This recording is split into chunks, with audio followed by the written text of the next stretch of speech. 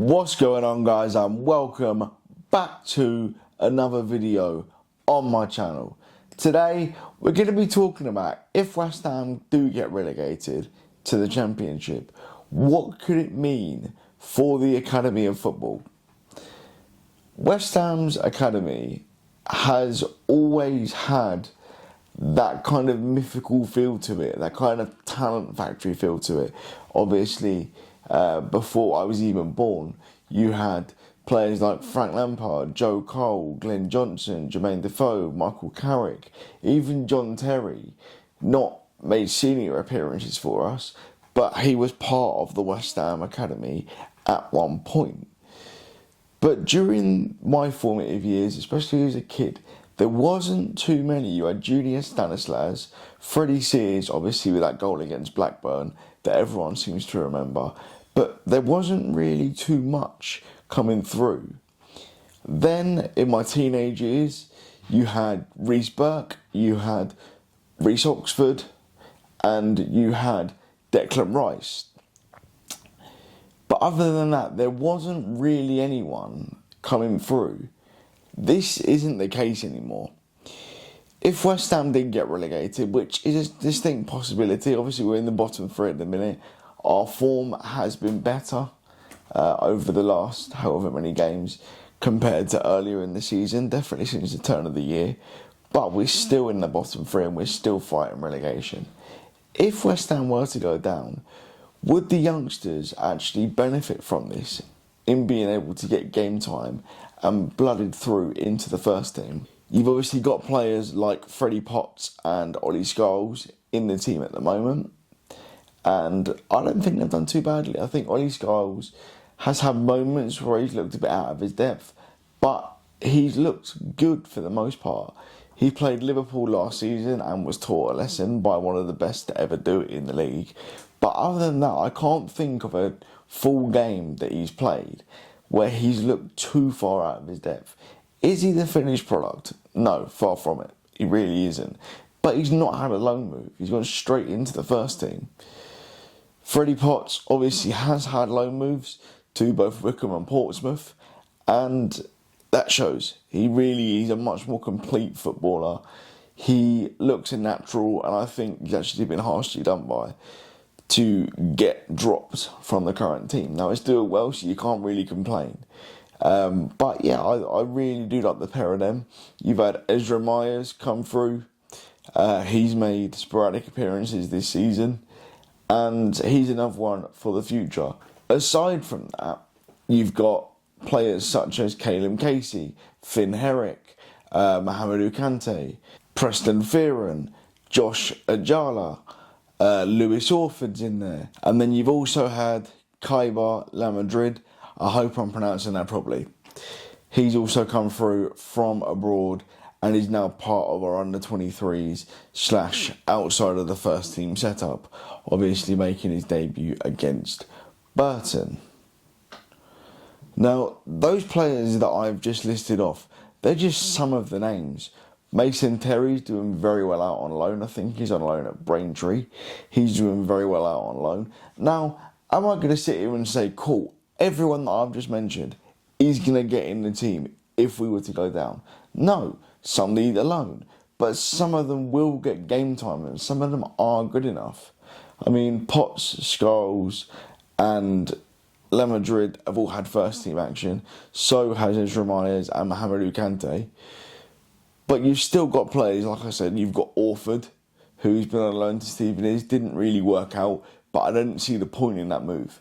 If you look at how Stevenage play, they were a very physical side, almost like a David Moyes-esque style side, whereas Orford is a technical ball player. He is, I think it's England under-19 captain, so he's obviously very well thought of within West Ham and the FA. And I just don't think that was the right loan move for him. He comes into the team if we go down, I believe.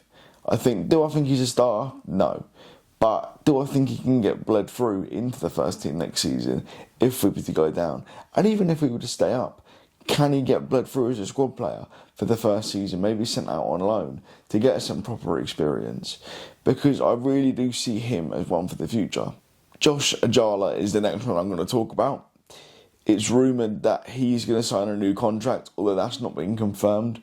West Ham employee has said he's close to signing a new deal, but as it stands, he's got 6 months to go on his current contract.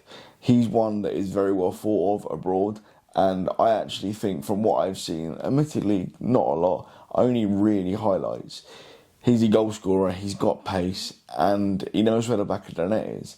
If you think back to a 17-year-old Jermaine Defoe, had a lot of the same qualities. That kind of fox in the box striker, good. Finn Herrick, I'm not sure.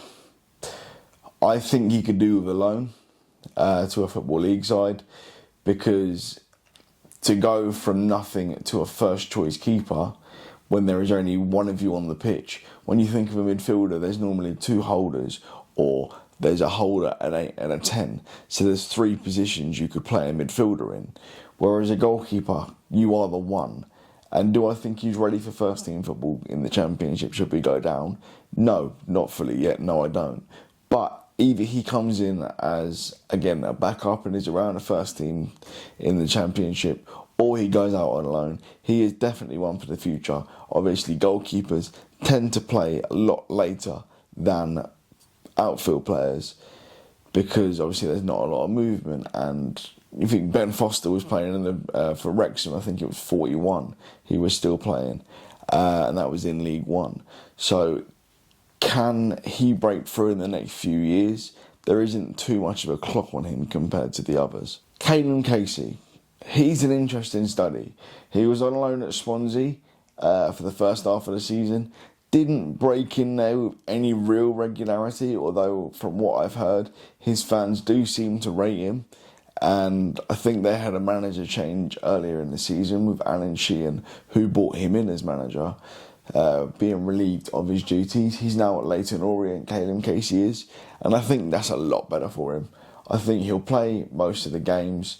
Leyton Orient are fighting relegation to League 2 at the moment, so he's going to be getting that kind of grounding of needing to win week in, week out. Similar to West Ham in terms of they're both trying to survive, but there's something riding on every game. And should he come into the West Ham first team, if we do go down, it's going to be a similar vibe for a different reason. The expectation is that we are going to go back up, that we're going to want to go back up, and that we're going to need to do it as soon as possible, because obviously Premier League money and the prestige that comes with being a Premier League team. So this loan move really could do wonders for his career and getting him used to being in a high pressure situation. Now this video isn't to be taken as fact. Obviously I'm just mentioning a few of the names. Whether they can come through and blood into our squad and help us rebuild West Ham. Is the academy back? Yes, I do believe it is. We won the FA Youth Cup a couple of years ago. They're doing quite well. They're in another, I can't remember what, I think it's the National League Cup that I'm going to try and get a ticket for. They're in the final of that against Boreham Wood. And they got quite close to the title, I believe, in the year that they won the FA Youth Cup, losing to Man City. Because I think there's a final in that league rather than a league phase. It's really weird. But yeah, there's massive improvements within our academy structure over the last couple of years. And it'll be interesting to see what happens in the event of relegation, should it happen. I'm really excited for the future of West Ham. I think there's 3 or 4 minimum next season you could blood through and make first team regulars. But I'm going to leave this one here. If you guys have enjoyed it, leave a like, comment your thoughts. Who do you think is going to come through? Is there someone that I've missed that you think is going to be able to come through into the first team and become a regular? If so, put it in the comments. Most of all, make sure you're subscribed to this channel. Come along with me for this journey. There'll be match previews, match day vlogs and topic videos every week. So make sure you subscribe for that. And until next time, I'll see you guys later. Take care.